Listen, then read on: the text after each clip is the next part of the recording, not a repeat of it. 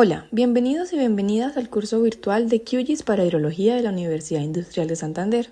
En esta sesión convertiremos nuestro mapa de coberturas en información hidrológica útil, cuantificando áreas por tipo de uso del suelo y por subcuenca dentro de QGIS. Con estos datos construiremos una matriz territorial que nos permitirá estimar el coeficiente de escorrentía y el número de curva, apoyándonos en criterios técnicos del libro Hidrología aplicada y en el análisis de pendientes con Google Earth. Finalmente, obtendremos valores ponderados por subcuenca que servirán para el cálculo de caudales pico mediante el método racional, método SCS y como insumo para modelación en EC-HMS. Ya con nuestro shapefile de coberturas creado, vamos a abrir la tabla de atributos y vamos a empezar a calcular las áreas de cada cobertura. Para esto abrimos la calculadora de campos y mantenemos seleccionado el tick de crear un campo nuevo. Este campo lo vamos a llamar área-cover. En tipo de campo de salida vamos a seleccionar número decimal real y en expresión vamos a escribir el signo pesos y área para calcular el área. Después de eso le damos clic en aplicar, también guardamos y cerramos la adición. Ahora nos vamos a ir a la capa que contiene la división de las cuencas. Esta se llama subcuencas. Abrimos la tabla de atributos y en la herramienta borrar campos vamos a eliminar DN y PAD porque no nos interesa. Solo nos interesa Layer, que es donde está almacenado el ID de la subcuenca de cada uno de los polígonos y le damos clic en aceptar. Ahora vamos a abrir la calculadora de campos y nuevamente vamos a calcular las áreas. Esta la podemos nombrar como área-cuenca y en expresión vamos a poner signo pesos y área y le vamos a dar a aceptar. Ahora que tenemos los valores de área tanto de las subcuencas como de las coberturas, lo que haremos será llegar a una tabla de atributos que contenga el valor de coberturas de cada polígono. ¿Cuánto es su área y a qué subcuenca pertenece? Esto lo vamos a hacer mediante la herramienta de superposición vectorial intersección. Entonces en capa de entrada vamos a seleccionar coberturas, en capa de superposición vamos a seleccionar subcuencas y en intercepción lo vamos a guardar dentro de la carpeta shapefile como copsub. Acá automáticamente se nos cargó en el mapa, entonces lo que vamos a hacer es abrir la tabla de atributos y revisar las columnas que se generaron. Para organizarlas le podemos dar a clic derecho sobre el encabezado y organizar columnas, y lo que vamos a hacer es dejar la de layer que corresponde a las subcuencas de primeras. Aquí podemos hacer una verificación rápida en propiedades, y es que si abrimos la simbología, pasamos de símbolo único a categorizado y seleccionamos en el valor como layer y le damos a clasificar, vemos que se forman los colores de las 14 cuencas que nosotros delimitamos inicialmente. Si por el contrario seleccionamos cover y le damos en aplicar, vemos que se forma la misma distribución de colores del mapa de coberturas. Esto nos ayuda a comprobar que el proceso de intersección fue exitoso. Ahora una vez más vamos a modificar la simbología para que nos quede igual a la de mapa de coberturas. Y luego podemos eliminar el shape de coberturas, ya que este contiene la misma información y además tiene la información adicional de las subcuencas. Entonces eliminamos el anterior y dejamos el copsub renombrado a coberturas. Lo que haremos ahora es añadir cada tipo de cobertura, pero ahora como texto en lugar de número para que sea más fácil de leer. Esto lo logramos abriendo la tabla de atributos y creando un nuevo campo.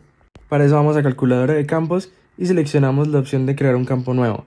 En el nombre de archivo de salida lo vamos a llamar coberturas y en expresión vamos a escribir lo siguiente. Vamos a abrir con case, en la siguiente línea when y el nombre del campo de la cobertura, que sería cover, igual a 1, then, o sea entonces, que marque bosques con una sola comilla. Esa es la sintaxis que vamos a manejar. El nombre del campo con comillas dobles y lo que es texto con comillas sencillas. Y vamos a copiar esta condición desde el when hasta el bosques 4 veces para las 4 coberturas que tenemos. El número lo vamos a variar desde 1 hasta 4 y el nombre lo vamos a cambiar dependiendo de la cobertura. Primero bosques, luego infraestructura, después pastizal y por último suelo desnudo, siendo muy cuidadosos con que el número que estamos poniendo acá coincida con el nombre. Después de este bloque vamos a cerrar con else, que significa cuando no se cumpla ninguna de esas condiciones que mencionamos, vamos a decir que ponga sin datos.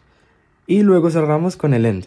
Luego le damos en aplicar, guardar y cerrar la edición. Y ya con la tabla de atributos editada vamos a dar clic derecho sobre el shape, le damos a exportar y guardar objetos como. En formato vamos a cambiarlo de shapefile a archivo XLSX. Esto lo podemos guardar en la carpeta base como atributos. En SRC seleccionamos las coordenadas del proyecto y damos clic en aceptar. Cuando hagamos esto podemos volver a la carpeta de nuestro proyecto y ver cómo ahora tenemos todos los datos de la tabla de atributos en esta hoja de Excel. Vamos a solucionar el error en la columna layer pasando los números desde texto hacia números. Y posteriormente vamos a crear una tabla en la cual la primera columna de la izquierda va a ser las subcuencas y las siguientes van a ser los tipos de cobertura. Para empezar a rellenar la tabla con el valor de las áreas de cada cobertura que hay en cada subcuenca, vamos a utilizar la función sumar.si.conjunto, donde el rango de nuestra suma va a ser el área de las coberturas. El rango en el cual podría estar nuestro criterio 1 va a ser la columna en la cual están todas las subcuencas, y lo vamos a comparar con el valor de esa fila, que en este caso sería la subcuenca 1, y lo vamos a dejar fijo en columna.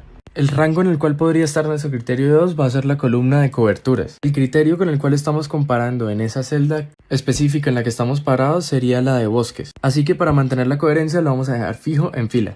Y así simplemente podemos arrastrar hacia la derecha y luego arrastrar hacia abajo. Aquí podemos ver a simple vista que hay 3 cuencas para las cuales no hay infraestructura. Existe una verificación que podemos hacer y es sumar horizontalmente el área de las 4 coberturas, y con eso deberíamos obtener el área de la subcuenca.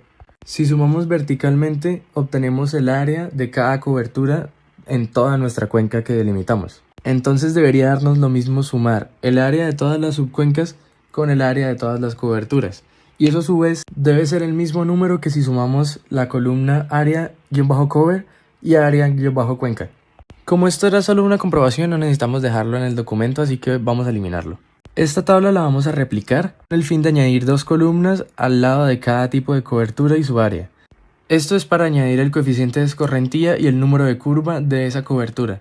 Y en el extremo derecho de la tabla podemos añadir 2 campos más en el cual vamos a poner el C ponderado y el CN ponderado. Aquí es importante recordar que el C ponderado y el CN ponderado corresponden al valor de coeficiente de escorrentía de toda la cuenca, y del mismo modo el número de curva ponderado para toda la cuenca. Estos valores son relevantes para cuando vayamos a calcular los caudales pico de la cuenca a partir del método racional para el coeficiente de escorrentía y el número de curva para el método SCS. Las tablas en las cuales podemos encontrar estos valores los vamos a tomar del libro Hidrología aplicada de Bentechow. Para hacer una selección apropiada, nosotros ya deberíamos conocer para qué periodo de retorno es el cual vamos a calcular el caudal pico, porque esto depende de qué valores de coeficiente de escorrentía escogemos. En este caso nosotros vamos a seleccionar uno de 50 años, pero tengamos en cuenta que esta es una decisión de diseño. Si buscamos en áreas no desarrolladas en la categoría de bosques, vamos a ver que están en función de las pendientes. Para conocer la pendiente, entonces vamos a trazar una ruta en Google Earth que siga aproximadamente el sitio por donde encontramos la mayor densidad de esta cobertura de bosques, que sería a lo largo de nuestra corriente principal. Una vez la tracemos, le vamos a dar en clic derecho y mostrar el perfil de elevación. Y si deslizamos, nos deja ver en qué punto de la ruta estamos. Para esta cuenca es bastante claro que debemos elegir la de mayor pendiente, porque las pendientes que tenemos aquí van de alrededor de los 30-40%. Entonces seleccionamos la categoría de pendiente mayor al 7% y ponemos en todo lo de bosques el valor de 0.48. Infraestructura lo vamos a encontrar dentro de áreas desarrolladas. Y dado que esta no es una zona completamente residencial, vamos a decir que hay una buena condición en la que, a pesar de ser área de infraestructura, el pasto cubre la mayor parte, mayor al 75%. Como toda nuestra infraestructura está en las partes más altas, es donde hay unas menores pendientes, así que vamos a elegir una promedio del 2 al 7%. Y el valor sería 0.42. Nuevamente rellenamos todas las casillas con este valor. Pastizales lo encontramos dentro de áreas no desarrolladas y vamos a escoger el de pendiente superior al 7%, que sería un valor de 0.49. La selección del valor para suelo desnudo depende mucho de las condiciones. Por ejemplo, podríamos utilizar el valor para área de cultivo o podríamos utilizar los de áreas desarrolladas con condición pobre de cubierta. En nuestro caso seleccionaremos el valor promedio de 2 a 7% para condición pobre, que sería del 0.49. Ahora vamos a seleccionar los valores de número de curva. Estos valores no comparan entre periodos de retorno, sino entre tipos de suelo, donde los suelos tipo A son los de mayor absorción y los suelos tipo D son los más impermeables. Para nuestro caso podemos escoger el grupo C y a partir de ello seleccionar los distintos números de curva. Para bosques nos dan 2 tipos. Nosotros vamos a seleccionar el de cubierta buena, que sería un número de curva de 70. Para la cobertura de infraestructuras vamos a ir a la pestaña de residencial y vamos a seleccionar un porcentaje promedio impermeable bajo, ya que a pesar de que son zonas construidas sigue manteniendo una presencia importante de zonas verdes, así que nuestro valor seleccionado va a ser 79. Para pastizales podemos escoger entre condiciones pobres y condiciones óptimas, y aquí condiciones óptimas significaría que tiene suficiente contenido de pasto y condiciones pobres sería que está más bien seco. Nosotros vamos a seleccionar el de condiciones óptimas y rellenamos con el valor que es de 74. Para suelo desnudo podríamos seleccionar entre dos condiciones, la de pastizales en condiciones pobres, que era lo que hablábamos antes, como pastizales secos que tienen un valor de 86. O la otra que podría servirnos sería la de calles y carreteras en un material como de grava o tierra, que los valores serían de 87 y 89. Entonces, a pesar de que son dos categorías distintas, mantienen valores similares. En este caso, nosotros vamos a seleccionar el de pastizales en condiciones pobres, el cual corresponde al valor de 86.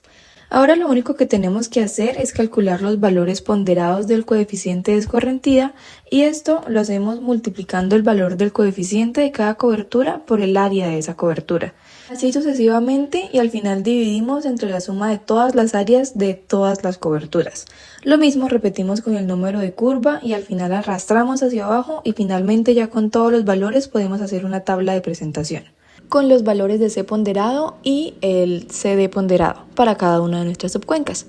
Esto lo vamos a poder utilizar para el método racional o para cálculos del método SCS. También nos sirve para volverlo un insumo para nuestra modelación hidrológica en EC-HMS. Muchas gracias por haber seguido todo este curso. Esperamos que sea muy útil en el desarrollo de sus habilidades y vida profesional. Éxitos y gracias por ver.